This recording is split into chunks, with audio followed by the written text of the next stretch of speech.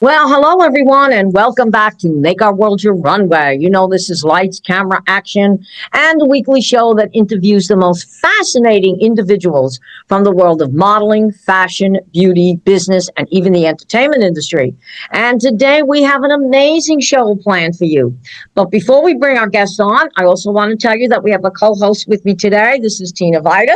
Hi, everybody. Nice to meet you again. Tina is an amazing designer, Vida Designs, and she's also one of the sponsors to the show. So we want to thank her for being a sponsor and also other our sponsors who make this weekly show so possible, which is the Global Trade Chamber, 100 Successful Women in Business, the Lux Salon, Queen Beauty Network, the Tower Club, the Royal Dames, and Casa Calabria. So sponsors, thank you so much for making this show possible. And remember to subscribe to the Global Trade Chamber YouTube channel so that you can see all the shows from Make Our World Your Runway and, of course, success stories. And I highly recommend our viewers to tune into success stories because this show features the most amazing women in the world of business and community service. From their humble beginnings to successful entrepreneurs, these women will totally inspire you. And as always, get ready for some exciting conferences and speakers as 100 Successful Women in Business and the Global Trade Chamber are going to come to a city near you. And that city is going to be Boca Raton, Florida. It's going to be coming up on January the 31st. So we're calling all successful women in business because it's time to shine a light on your achievement. So let's come together to honor the impactful work of women in business and community service. And if you want to be a speaker or you also want to be an exhibitor, you must go to the website at www.100swb to register as a speaker or even if you want to be an exhibitor. Now, at these events, you're going to see networking, conferences, business expo. There's always a fashion show. And of course, Make Our World Your Runway goes live. Now, this is a free event, so anyone can attend, but I have been to a lot of these events, and let me tell you, they are complete sellouts. So if you want to be a speaker, and again, you want to be an exhibitor, please go to the website at www.100swb for all the information. And you can also go to the Global Trade Chamber website, which is www.globaltradechamber.com. So, ladies and gentlemen, now, as always, we want to get onto our show, and we have a fabulous guest today, and she fits right into everything that we're doing. I also want to make an announcement while Tina is sitting here and to all our sponsors that Miss International World is now in the running for the top 5 for being one of the best Miss Pageants of 2025. So Tina, thank you so much. And to all our sponsors out there for making this possible, because I think you've heard me say many times, no matter what you do in life, you never do it alone. There's always people behind you to celebrate in your successes. So thank you once again, sponsors, because we're keeping our fingers crossed that we could be number one. But of course, like I said, we have a powerful guest today, and she even has in there that she is a powerhouse founder, CEO, and visionary entrepreneur whose career spans over 30 years across marketing, AI innovation, media, the beauty pageant industry, as the multi-award winning creator of VirtuAi, PowerPlay Media After Hours, Skincare Build for Fame, and numerous national branding initiatives. She has become one of the most influential voices in modern business transformation. She blends psychology, marketing, and advanced AI strategy to help companies scale and empowers individuals to build their own AI-driven business. She's a natural-born communicator. She has appeared on major networks, including Telemundo, Univision, NBC, CNN, ESPN, and Fox, bringing her expertise to millions. And she also has a legacy rooted in pageantry excellence, which we are going to talk about on the show. So, ladies and gentlemen, without further ado, please welcome our amazing guest today, Ms. Jenny Patrizia. Jenny, welcome to Make Our World Your Runway. Hello there, Miss Jenny. Hello, ladies. How are we? Hello, Jenny. Well, Hi. you've got a powerhouse, okay, bio. To tell you the truth, today I'm lost. I'm sitting next to one powerhouse, and I've got another powerhouse here on Zoom. I think I better take a back seat. No, honey, you're among great company, by the way. You're beautiful. You're a powerhouse yourself. So Thank do you. not give No, I yourself am in credit, great young lady. company. Between you and between Tina, I'm absolutely in great company. Yes. So, I didn't know that you knew Tracy Kemble. I did. I knew Tracy Kemble. Yes, I was her Mrs. California Globe back in, I think it was 1997, 1998. So That's right. yeah. I was there at the same time because I was her Mrs. New Jersey Globe in 1996. Oh, okay. So then you came before. Yeah. So I was a couple of years after that. And so, yeah, Yeah, I you did. were a I couple of completed that. years after that. And then I Yes. went to the national pageant and I made the top 10. Okay.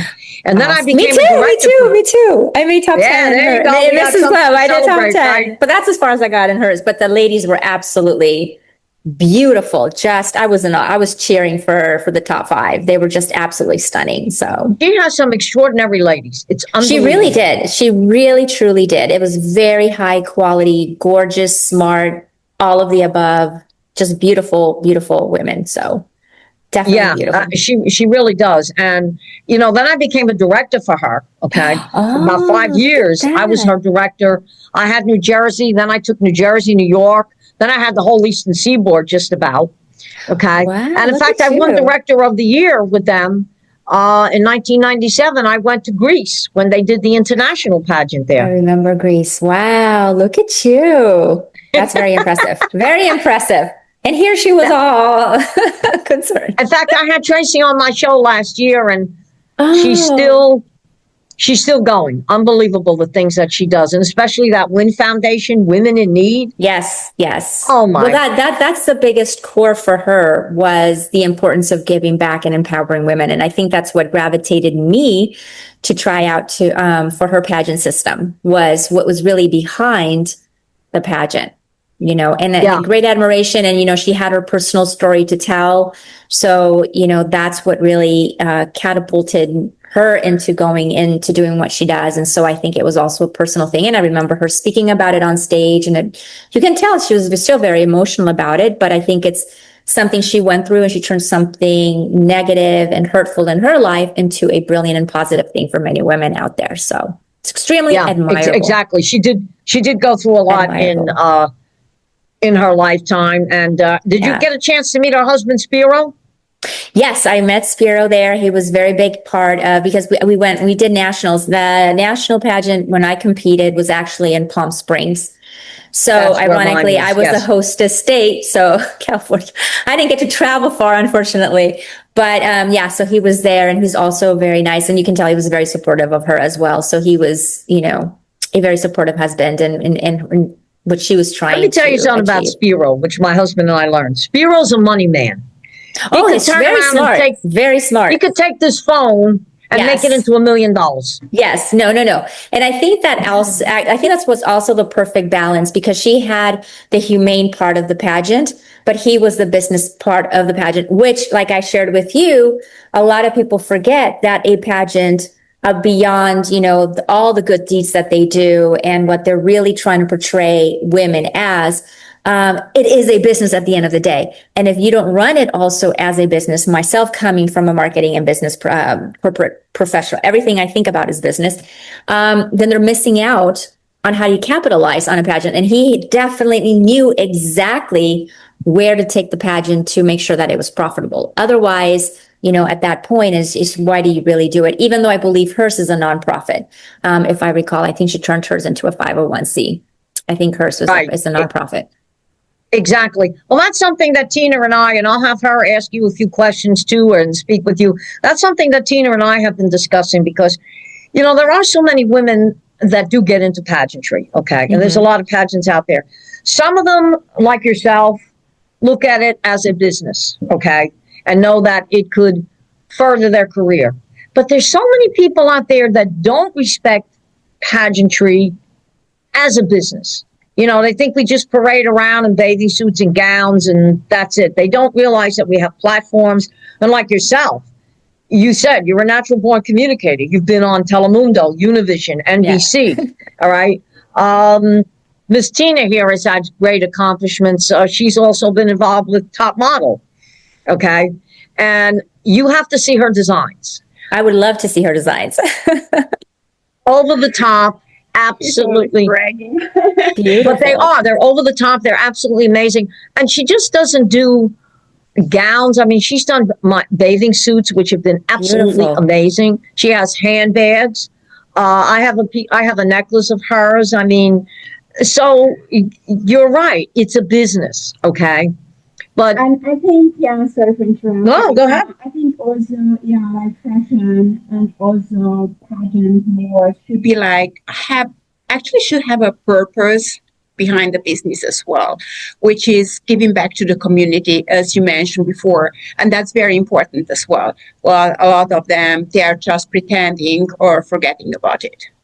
Well, so in pageants, absolutely. Well, and that's the thing, you know, no matter what business you're in, and at least this is something that I definitely even tell my own clients, no matter what business, I don't care what business you're in. It could be the general construction business. I don't care. At the end of the day, a business does not sell a product or a service. That's not what sells. What you sell is the story behind what the product or service. You're creating an emotion, you're creating a story, you're creating a purpose, you're creating a culture within your business, you're creating a mission.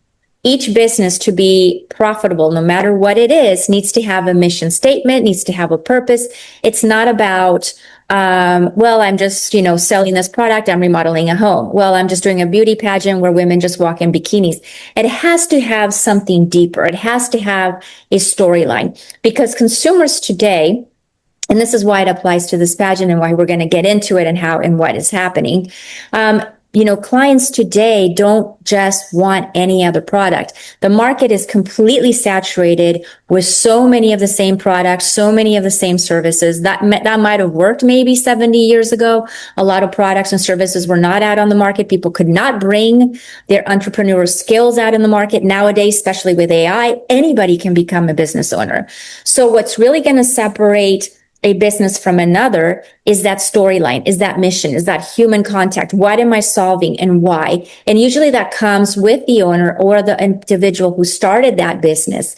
And it usually comes from their own experiences, their own downfalls. They might have hit rock bottom and, I'm going to do this. I'm going to empower other people. There has to be a storyline, a mission. And even some businesses, what they actually do, they go ahead and actually create a nonprofit, because creating a nonprofit, aside from running a corp, which is a full profit business, creating a nonprofit, and this applies also with pageants, what you're doing is, okay, you are profiting from the pageant. The nonprofit gives you a nice way, number one, to be able to collect donations and bring in some extra cash flow, but also give you the right image out in the community. Whether it's like, again, general contractor. Why am I choosing that? Because it's a completely opposite spectrum of a beauty pageant, right? Well, they could be donating, free remodel homes for low income families. It could be installing windows. It could be, so something like that gives them greater publicity, which then leads people to come to their company. They hear about it. It's free publicity. It's good publicity. And so it becomes a cycle. So I do see a lot of even businesses starting their own nonprofit on the side. Medical centers, senior medical centers here in Florida, they're a diamond. I mean, they're every 10 feet. I used to say they're one a block. No, senior medical centers are every 10 feet away from each other. What they're doing is now they're starting also adult daycare nonprofit centers where they invite people, seniors, they have a place to feed them. And by the way, we have this medical center, with our doctors. Once you establish that trust, we're giving to the community, feeding the low income seniors, but we also have this medical center to take care of your needs. So there's a lot of that happens. Pageants obviously have always had a platform. So it hasn't always been just about, we walk around in bathing suits. Unfortunately, that's what the media covers. Let's be honest, it started by men. So of course, from the beginning, when my mom competed, and my aunt in 1966, my mom was Miss Venezuela in 1966, and my aunt, her sister, won Miss Venezuela in 1968. So they're the only two sisters in Venezuela who have won the Miss Venezuela pageant, as you can imagine. And my aunt was actually first, second runner-up in Miss Universe. So with that said, I remember watching their old footage and videos. They used to do the measurements. They used to do the the bust, the waist, and the hips. I mean, it's basically like cattle coming and you're giving them a point on, obviously they got rid of that. But back then it was really, it was established by men. It was really the portrayal of a woman as an object. Obviously throughout the years, women did start, standing up for their beliefs. And it wasn't until the 70s or 80s where women, those point systems started to drop. Women started actually saying, you know what, there's more to me than just points, 36, 28, whatever the measurements were.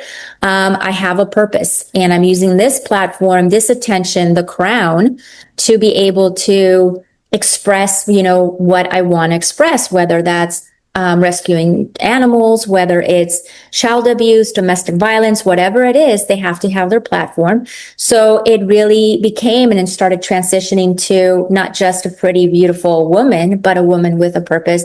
Because I've always said, you could have the most gorgeous women in the room.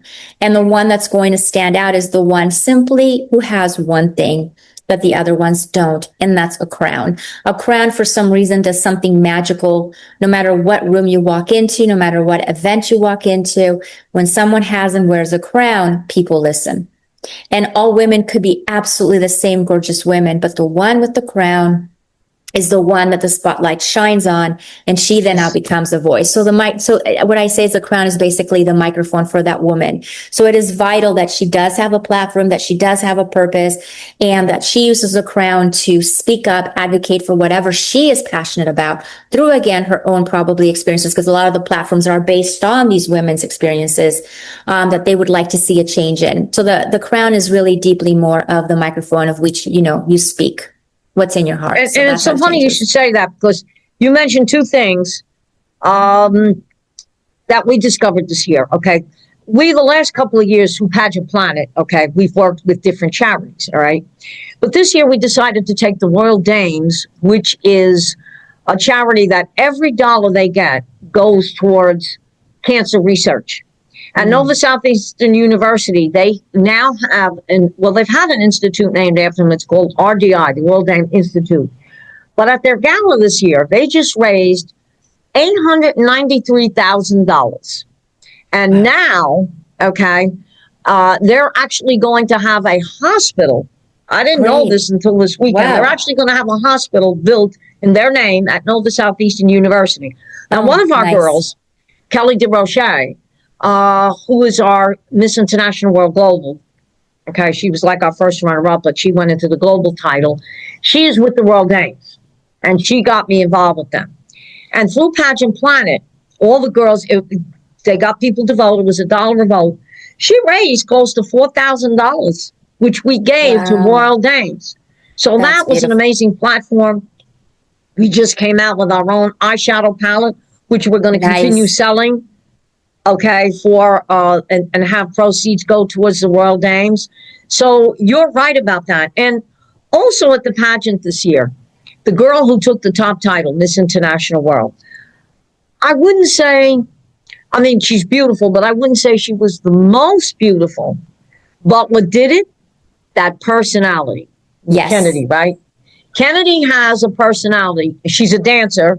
First of all, she manages one of the Fred Astaire dance studios, okay? But her personality just comes out.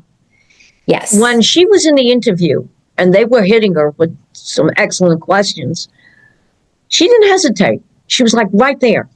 And she smiled, she was jovial, she convinced with the judges.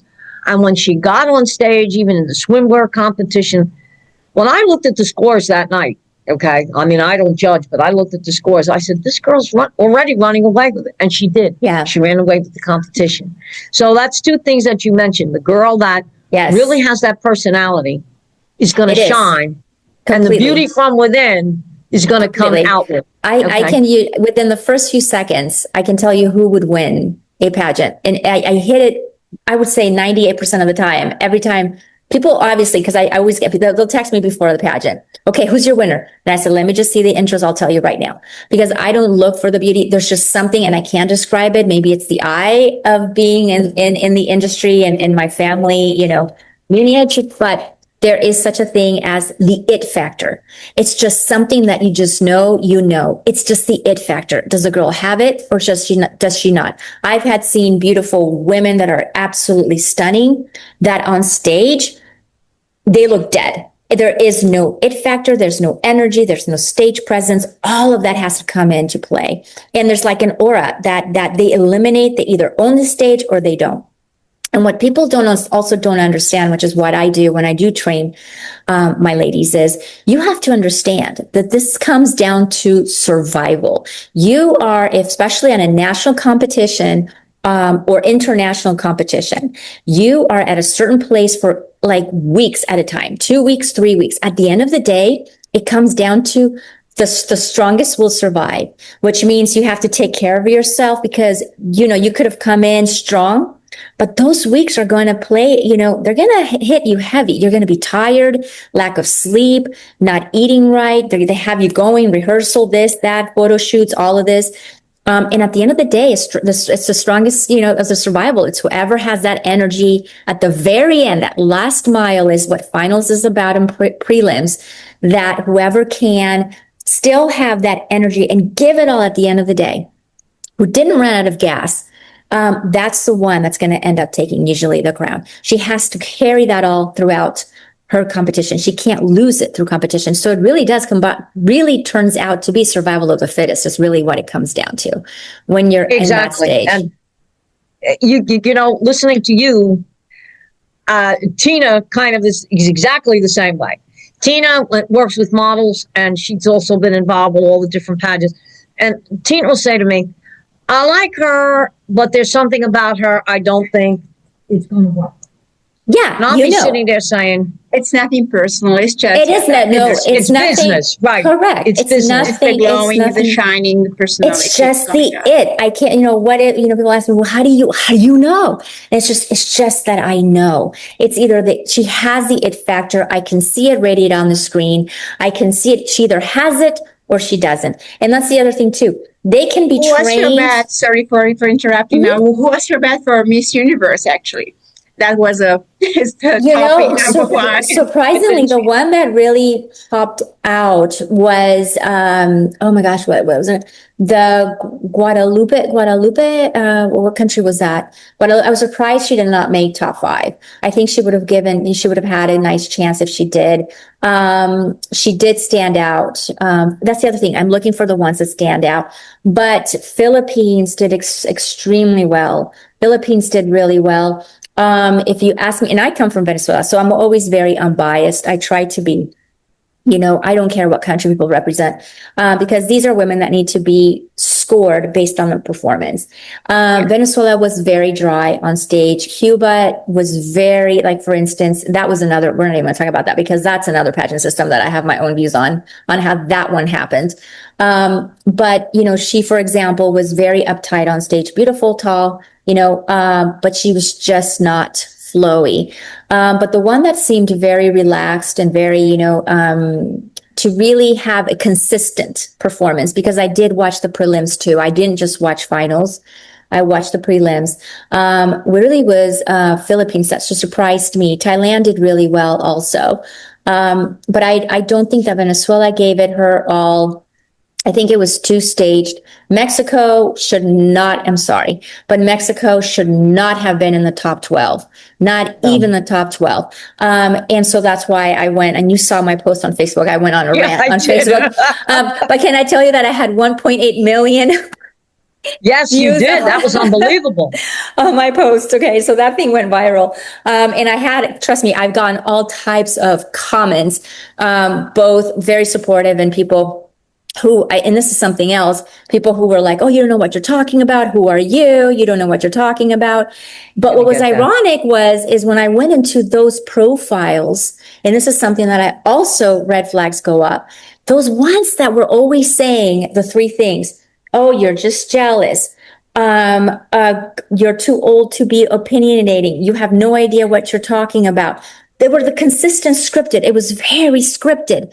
And when I went through those profiles, what I noticed was, number one, those profiles on Facebook, and I have them screenshotted, had less than 100 followers, had no profile photo, and all the accounts were locked. There was no activity. So I really and I even posted that. I said, I really think, and I would not be surprised knowing how business works, that someone, whether it was through Fatima, whether it was Rosha, whether it was Miss Universe, someone had to have hired easily a social media damage control campaign, because these were not real. I mean, you can tell these were bots, and it was all the same scripted comments and trying to, I think, get support for what they're trying to cover up. Because as you know, it just couldn't possibly have been more obvious what happened and what transpired in that whole fiasco. Yeah. So that I did not expect, that it was basically the same comments.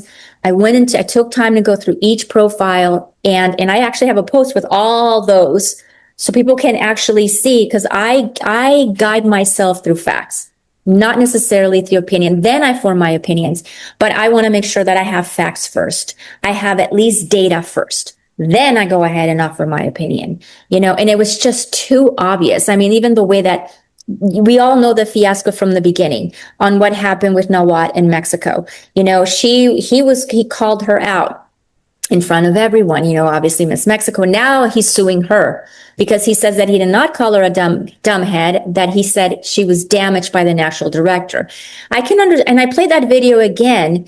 There is a language accent issue, because now what he's claiming, now I hear what he's saying. I can't hear what was said. He doesn't have the right accent, right? Now, he did not approach that. And granted, he did not deal with the situation very tactfully. However, now he's suing, and this has been in the last 2 days, Fatima Bush. He's suing her for defamation because he's saying that's not what he said. So now there's a lawsuit against her right now. But what people realize, whatever happened after the fact, when she got up and she did her thing and they walked out, is that, again, this is a business. And I know I talked to you about this before. When a beauty pageant or a state representative or a country representative, a beauty queen represents a country, they're obviously a salesperson. That's really what they are. If you're competing with Miss USA, let me turn this off. I'm sorry. When you're competing for Miss USA, you are competing. Sorry, getting phone calls all the time. When you're competing for Miss USA, you're representing your state. You are the ambassador of your state. You're a salesperson for your state. You have to promote your state. That's why you do appearances. You're promoting the state pageant. Why? Because it drives candidates to compete for the state pageant. Why? Because they have to pay an application fee. Money, profit, business. It has to happen. Sponsors. Otherwise, why would somebody do? There's just no point. It's a business, right? Same thing with the country. There's a lot of money that gets invested by sponsors that go into that candidate, dresses, as you know, designers, cosmetic surgeries, because please, that was another post I did. I've never seen a pageant so blatantly honest with surgeries as this one. And I'm all about, if you want to do surgeries, that's totally fine. For you. But when you go ahead and change the person where she's completely unrecognizable, that's where I think we have an issue. And that was one of my posts showing before and afters. These were two completely different, and Fatima was one of them. If you see her before and after, this is a completely different person. Yes. So at what point does this become a beauty pageant, and then separate and divide the line into the best plastic surgeon? Because if that's the case, then it should be a competition for the best plastic surgeon. Because then what happens is a woman who's naturally beautiful and does little enhancements here and there, perfect, wonderful, great. But if you take someone who you're redoing her whole entire face, and I'm talking about befores and afters, it's a different person, then it comes down to money. Whoever has the most money can afford the most surgeries. And at that point, it's not really about who's the most beautiful woman. It's who has the most money to hire the best plastic surgeon to transform them into their concept of the most beautiful women, who then actually negatively sends that message down to us, to the natural women, because we can't compete. I don't have the money to transform myself. If I did, I might actually seriously do it. Why not? Heck, But you're really then at that point, don't tell me that it's an empowering pageant. It's not. You're actually doing a lot of harm for young ladies out there because they can't ever reach that level of what the concept of beauty is, since you're re-altering your whole self-being. So, you had a lot of issues here. So back to the point with Mexico, she was called out and people don't want to talk about this. And that's another thing. Everybody who was commenting against my comments were all from Mexico. All of them. Not one person that said anything negative was outside Mexico. So obviously they're very proud they're going to be biased. It's their biased comments, Right. or those bots were biased. But the problem is that what happens with like Fatima, for example, who ended up winning, these are pageants that she was called out because she did not under contract post in her social media on her second day, post that she was in Thailand and highlighting the country. The reason why a country hosts a pageant is to bring tourism to that country. Again, a business. There's a lot of money that takes place when a country decides to sponsor Miss Universe. There's a lot of money that they have to pay. So one of the things that they work with the government and with the city and all of that is, let's bring attention and increase tourism to our country. So all the candidates had to basically put on their social media, hey, I'm in Thailand. Oh, look how beautiful. Advertising. You're a sales rep. Advertising. She wasn't doing it. He called her out because she was not posting about Thailand. That's contractual. So to me, what transpired after that, maybe because of the accent, she understood him saying that she was a dummy. He's saying that's not what he said, that he said damage, that if she was being damaged, meaning she was not being guided correctly with the director of Miss Mexico, of which she already had, those directors already had conflict. So she obviously exploded. She did her thing. She walked out. It became a media thing. But let's be honest here. She's not innocent either. She was under breach of contract. And let's talk and how it is. You are representing Mexico. You have an obligation, a contractual obligation to highlight the country that's sponsoring the pageant. It's advertising. That's what you're doing. If you did not want to do it, don't go to Miss Universe if you're not comfortable doing that. Therefore, she was in breach of contract. She was violating the contract by not doing the post that she was required to do. Somehow or the other, this thing turned into a huge fiasco. Media obviously went and jumped on ship on that one. When that happened, I knew they were going to put her in top 12. It would be ridiculous from a marketing perspective for them not to have put in top 12. Would she have earned it if this had not happened? No, she would not. The only reason why she was in top 12 was because of this whole controversy and how women empowerment, all this started happening after that. But that's as much as I expected her to go. Then everything just, my God, I got to the point where I just literally put on my post, I'm even getting tired talking about it, because at what point, there's so many red flags. Do you people not see it? That I'm just so tired. I just can't keep up. It's just, I've never seen, and it became like politics, right? It did. Yeah, it became something completely what it shouldn't have been. And then the other thing too is as soon as she was top 5, honestly, again, I evaluate very unbiased and very just, because I have served as judge in many pageants as well. And I have trained women who go and compete in Miss Universe. I have. So, and even in Miss USA, I have. So I am a very, impartial in how I view. She had the weakest answer in the top 5 by far. Her answer was the weakest one compared to the other ones that answered very strongly. Cook Devery, excellent, strong woman, confident. She should not have been 4th runner-up or 5th runner-up, whatever. She was the last place. She should not have been in that spot.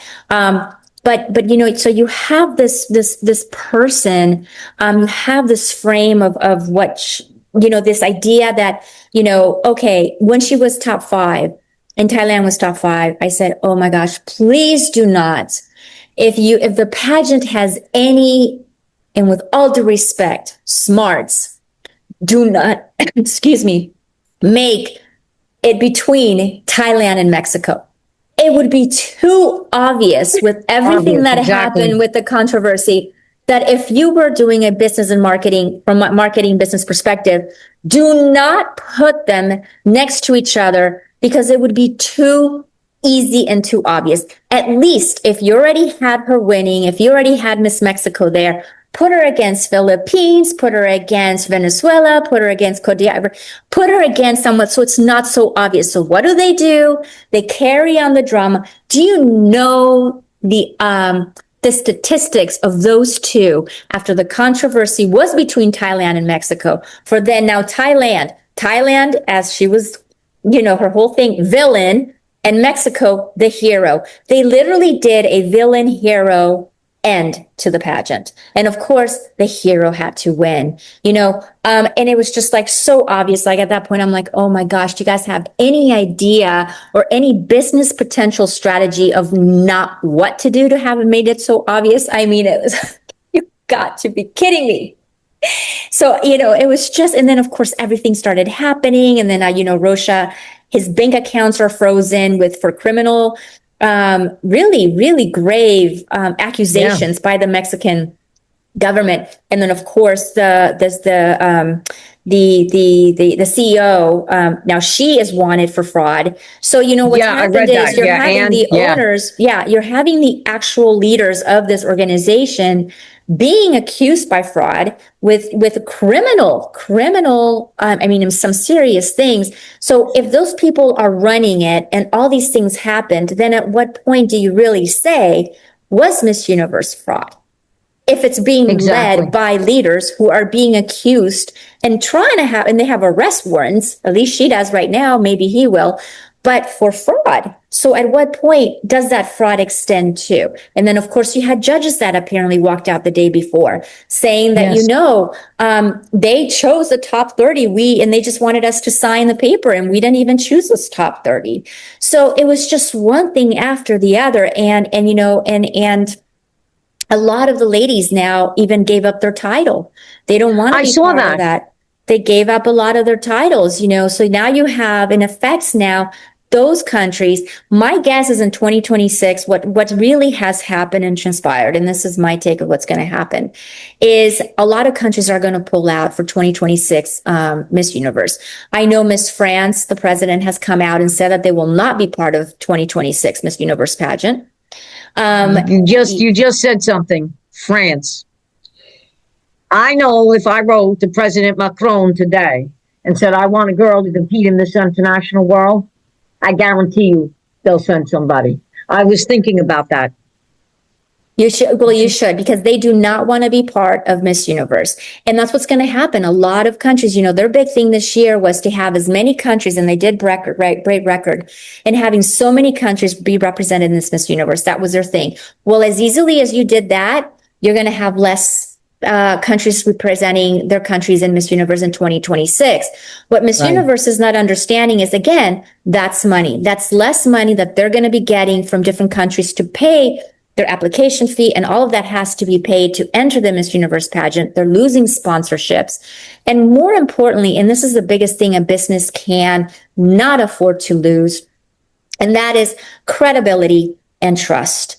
Because when you start going into damage control and you've lost credibility, respect, and trust, because it was just one thing after the other, it was just so much that I was just like, I can't keep writing about this. This is like, I'm bored. It was like, it was seriously, it was so boring. It was like, oh my God, no, I just can't.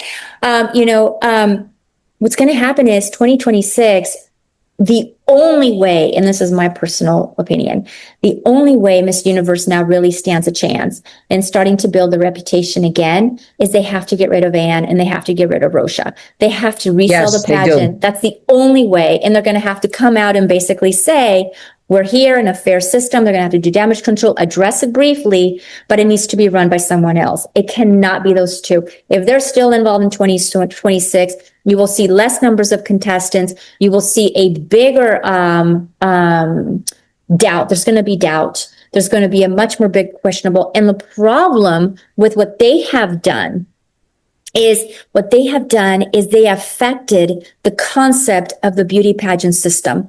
So now what's happening is they tainted the waters because people who do not know the industry do not understand that there's other pageant systems out there. They don't understand that their pageant systems are run differently. A lot of them are ethical, they're moral, they're by the book like yours.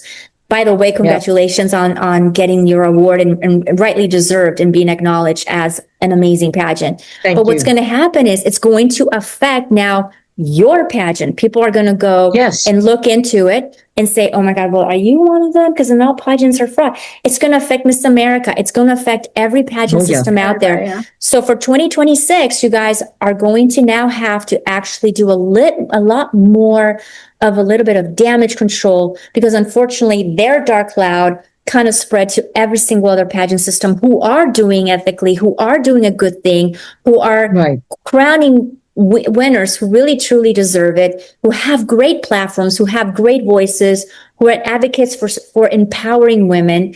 And unfortunately, we kind of now have to deal with the backlash of the Miss Universe pageant, because it's kind of put a shade and tainted everyone else. And that's something we're going to have to kind of get through. But like I said, the only way people are going to take Miss Universe has become a joke. And the only way they're going to take it seriously, they're going to have to get rid of the two owners, and they're going to have to do a major complete damage control marketing campaign. It's need for a lot of transparency there, and also to revise the concept of the whole thing, and also put more because now it's kind of in the background, or the purpose, and also the beauty thing. So you give kind of that image for the young girls and young women out there. And if you give them the wrong image about what's beauty about it, what's pageant world about, it's not only the beauty itself and the artificial beauty. It's also, it's the natural beauty, what we talked before about, the glowing, the shining, the personality. And it's about what you do for your community, what you do to help others. And that should be also what we give as an image. And I kind of missed that in the last year. Yes. I have a 24-year-old son and a 21-year-old daughter. And, she was, Mom, I go, we're going to watch I'm curious what's going to happen. No, I'm not watching no pageant, Mom. This is ridiculous.